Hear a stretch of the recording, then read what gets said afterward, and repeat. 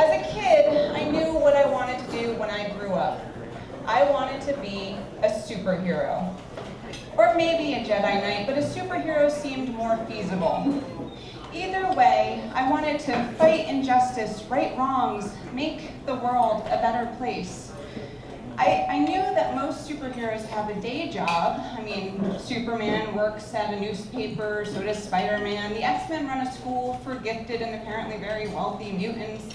I knew I would need a day job, and I figured while waiting for my mutant powers to come in, I might as well work at the world's most noble profession. I would be a lawyer. Now, growing up, Mommy let me stay up late with her, so I got to learn all about lawyers from Mommy's favorite TV show, LA Law. If you haven't seen it, it's a show where the most morally perfect and attractive lawyers help the helpless by usually making an impassioned closing argument that leaves the judge no choice but to agree with them, and justice is always served. It was perhaps a slightly idealistic view of our legal system, but I bought into it hook, line, and sinker. I did not grow up to be a lawyer, but I did grow up wholeheartedly believing in our legal system so that when I had a problem arise in my life, I put my faith in it.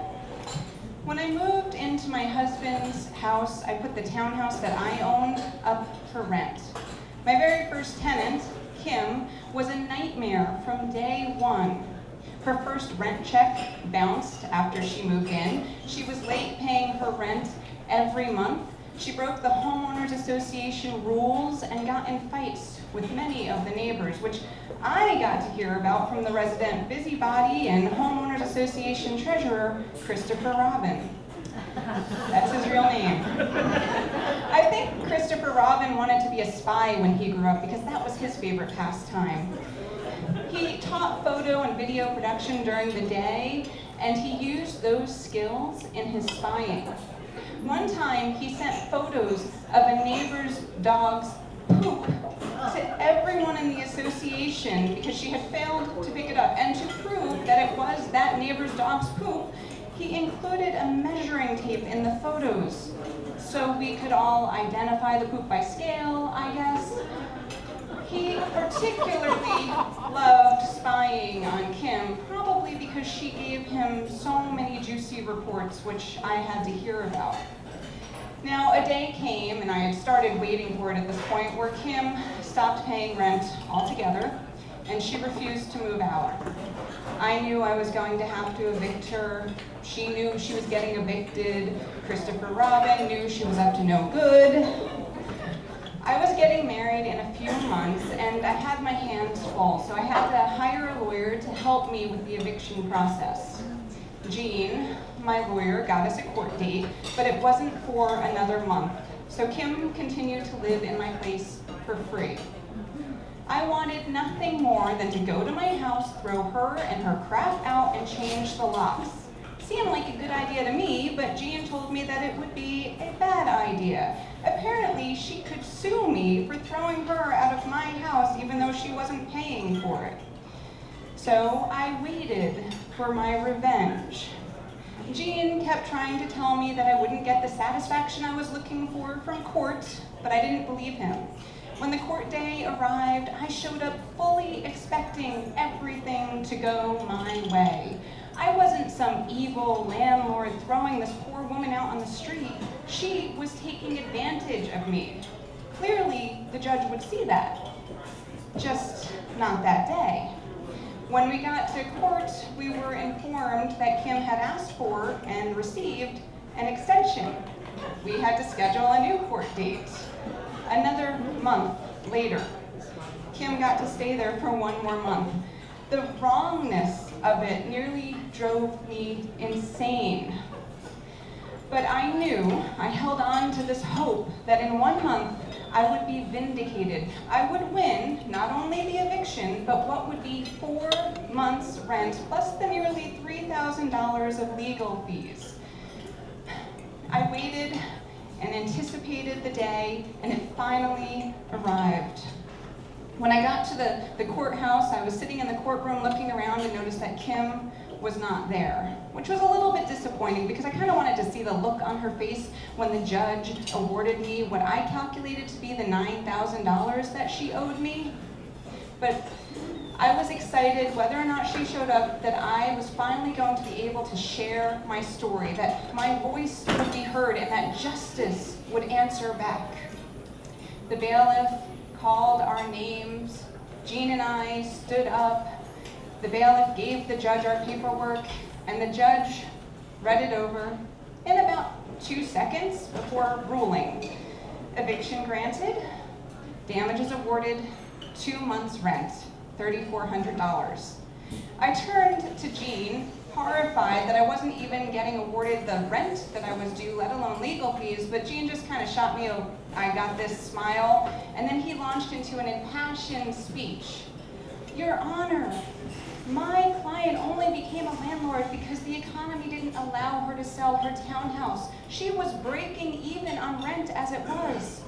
Kim, who, by the way, has 4 prior evictions on record, was a problem tenant from day one. She should at least be responsible for the 4 months' rent she owes, and as much as I hate charging for my services, it does state in the lease that she should owe legal fees as well.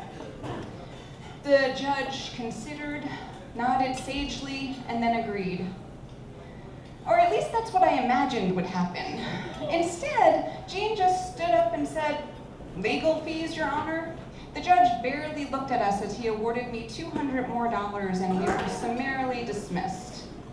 As I stood in front of the courthouse, Jean explaining to me that the next step would be to file to garnish Kim's wages, but that we probably wouldn't get any money, I was still in shock.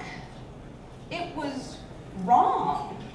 I knew I probably wouldn't get paid by Kim, but I fully expected the judge at least to award me what I was owed. I wanted there to be a legal document somewhere stating that this woman owed me what she owed me. The judge made a ruling, and it was wrong, and Jean just accepted the injustice, and now I had to as well. Stephen Bochco had lied to me.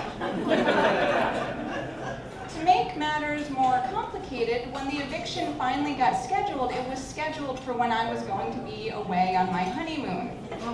I had to be there to let the cops into my place, and the idea of putting the eviction off any longer, of letting that woman stay in my place one day more, was horrifying.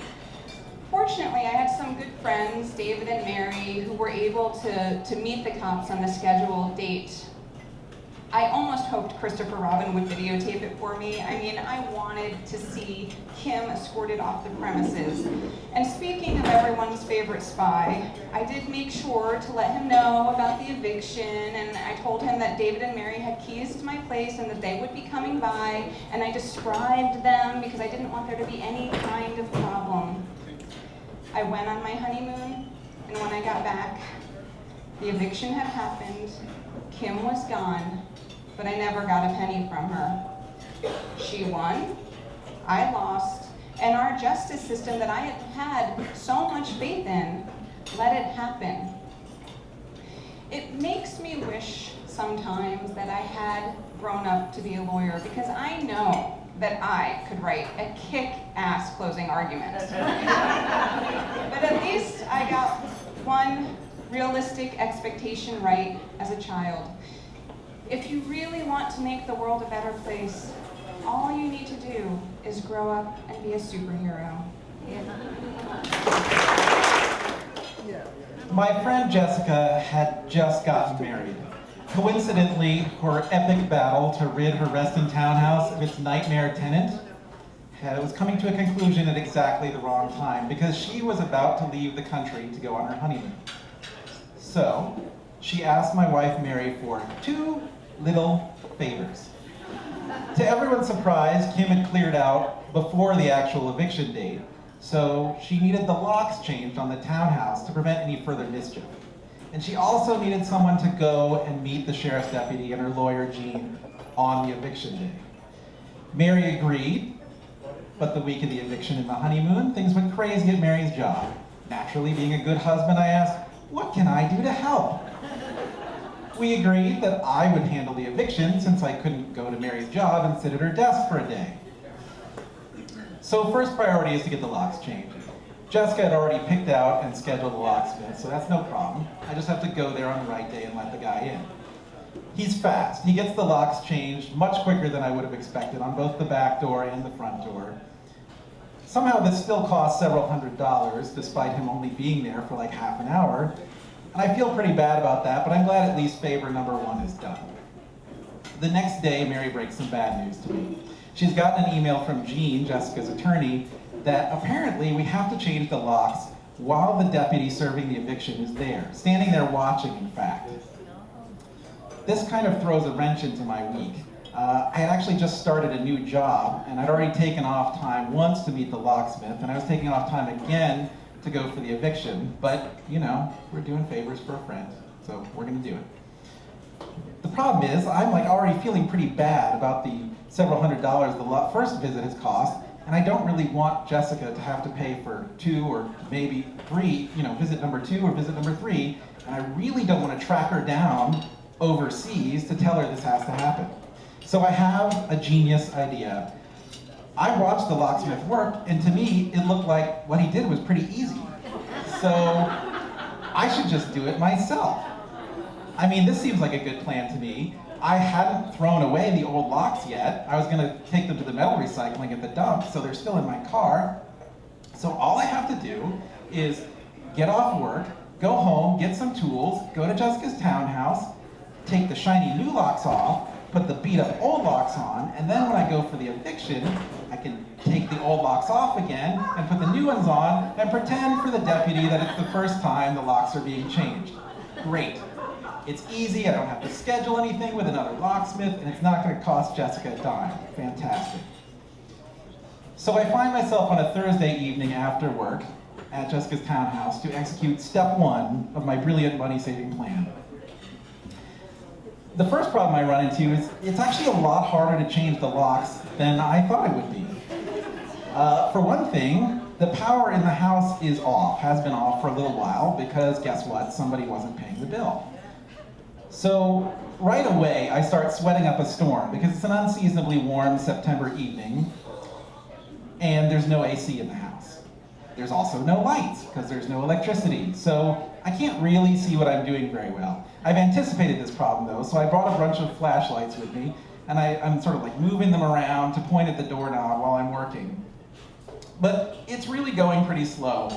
And after about 45 minutes of working on the lock, I'm wiping sweat out of my eyes every few seconds, and my knees are on fire from kneeling by the door for so long, and I'm trying not to drool too much around the flashlight I'm holding in my mouth so I can see what I'm doing. It's at this moment that the cop surprises me from behind. "What do you think you're doing there, sir?" I turn around and I'm almost blinded by the flashlight he's pointing in my eyes. And I suddenly realize what I'm doing probably looks suspicious. I have a mini mag light between my teeth and a screwdriver in one hand, and I'm disassembling the front door of a darkened house. I may have just won a trip to the police station. So one thing I do find reassuring is around the flashlight I can see that the cop does not have his hand on his gun. So I guess I look suspicious, but not so dangerous I can't be subdued with a bright light. One thing I am certain of is the answer to "what do you think you're doing?" better be pretty good. This is also a problem because I know what I'm about to say is going to sound kind of ridiculous. But I take a breath and I gather my thoughts, because I don't want him to think I'm Al Capone. And I start my explanation. "Good evening, officer. My name is David Sudley Foxworth. I'm changing the locks on my friend's house because she's evicting her tenant for not paying rent, and she's out of the country so she can't do it herself. But I already changed them once, but I have to change them again because the attorney said so that's what I'm doing now. And, oh yeah, her name is Jessica Piscatelli. She owns this house, and I have her phone number if you want to call her and check. Oh, but she's in Germany, and she may not get the phone because she's on her honeymoon." Smooth. I'm not sure I believe that story. The cop does not look open-minded.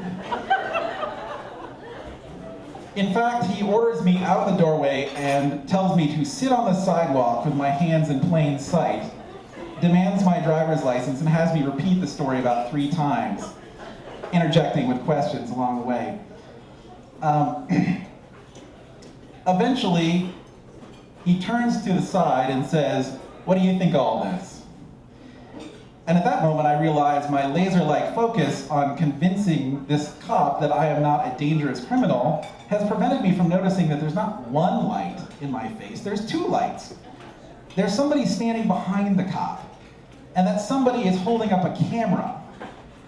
And that's the second light that's in my face, and I'm like, holy crap, am I on cops? Is there a form I can fax along with my security clearance that I just sent in this morning to explain this situation? So the shadowy figure replies, "Yes, Jessica Piscatelli is the homeowner of this residence. And she did tell me that one of her friends would be coming by to check on it, so I think it's okay." And the cop says, "All right, fine, you called it in. If you think it's okay, I'm gonna go." That's right. And the shadowy figure thanks the cop for coming out, and the cop gives the shadowy figure a mm-hmm, gives me a look and leaves. The shadowy figure steps forward and introduces himself as Jessica's neighbor, Christopher Robin. That's right, Christopher Robin. And then he tells me, "You know, if you were going to do this kind of thing, you really should have called me ahead of time. Let me know you were coming." I'm so dumbfounded by this statement, I just let it go, and after all, I do have to finish changing the locks. So I get back to work, and Christopher Robin talks at me for another few minutes about what a nightmare Kim was to live next to, and how nice Jessica is, and finally I'm able to bid Christopher Robin a very awkward goodbye, trying not to be too irritated about the whole almost arrested thing. As I'm driving away, I can see that he's still filming my car, I guess for the closing credits of his CNN report. So I go back the next day for the eviction, and Kim does not show. Christopher Robin does not show, and actually we have to remind the deputy that I'm supposed to change the locks in front of him. But fortunately, it's much easier the second time in full daylight. And as I went back to my job on the last day of my first week of my new job, I am very grateful that my 2 little favors for Jessica are done, and I'm also very, very relieved that I did not have to call her in Germany and ask for reimbursement for bail money.